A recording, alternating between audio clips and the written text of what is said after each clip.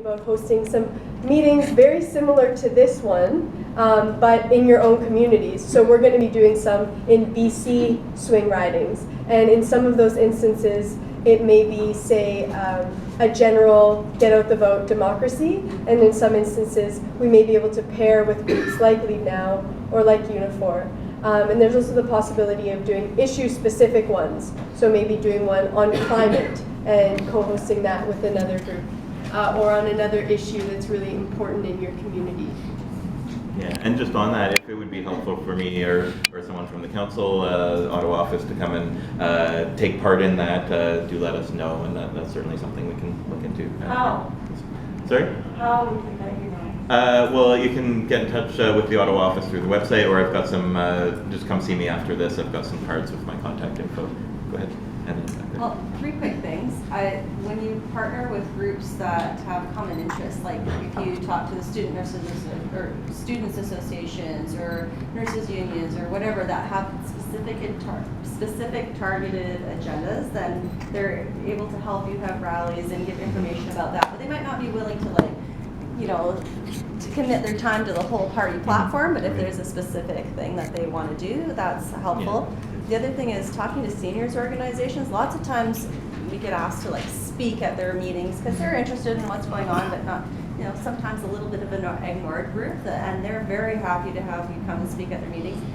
And also, I think an important thing we were just talking about, actually getting people to the polling stations. When you're talking about getting these seniors groups or in the disabled community, just getting to the polling stations. So having that, I know I've gotten calls from in my riding, like, do you need a ride? Can we offer you a ride? And I think that's actually important. Some people really just can't get there. Yeah, definitely, and that is something we're looking into. Part of the challenge with that is with the new so-called Fair Elections Act, there are a lot of new parameters around get out the vote strategy generally. So we're looking at that in detail to do as much as we can on that, because certainly people do have different mobility challenges or access issues in terms of actually getting to the polling station on election day. So certainly the more we can do on that, the better. Yeah. I had the results from vote swapping last online.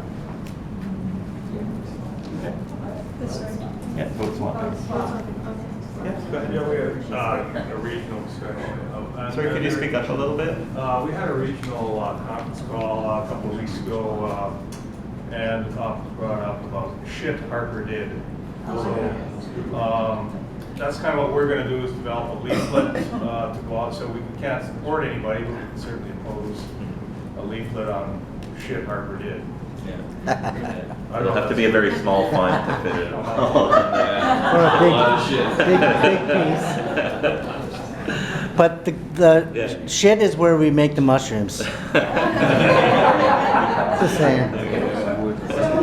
Dennis Bevington, the NDP MP for the Western Arctic, has done an analysis of Omnibus Budget Bill 38 and 45. It's up on his website. So anybody that is looking for a quick reference to what was in those omnibus budget bills, they're up on Dennis's website, and they are a valuable resource to complement shit Harper did. Could you give us Dennis's website? Dennis Bevington.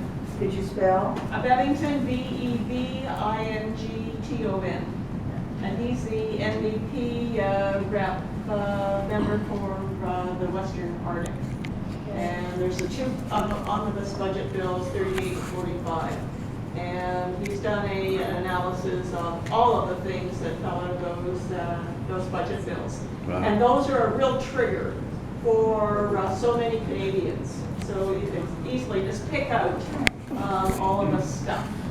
Of course, there's a whole bunch of other stuff, but those are a basic go-to. And from where? Western NWT. Yeah, Fiona? I just wanted to say that Elizabeth May's really detailed analysis of what environmental protections we have lost with those omnibus bills is incredibly valuable too. And I think you just go to the Federal Green Party website and find it. Nice. There's a wonderful book whose author is Brent Rathgeber, who is the to become an independent, and he has a lot of ideas is about what is wrong with the current Yeah. setup. No, it's a very important point. Part of our strategy that we're looking at is, on the one hand, building our base as a movement, but also what are the potential fissures in the conservative base that we can exploit a little bit to help sow some divisions that are already there, for sure. Yeah. Yeah, last AGM, I introduced the Harper chips that some chapters have got into. And this is where we have examples. For example, that this particular example, this chip was hacked from the Tree of Democracy by the Harper hatchet. I've got about 5 combinations here. So if you have not used these things, which are circulating now, just come see me before we leave.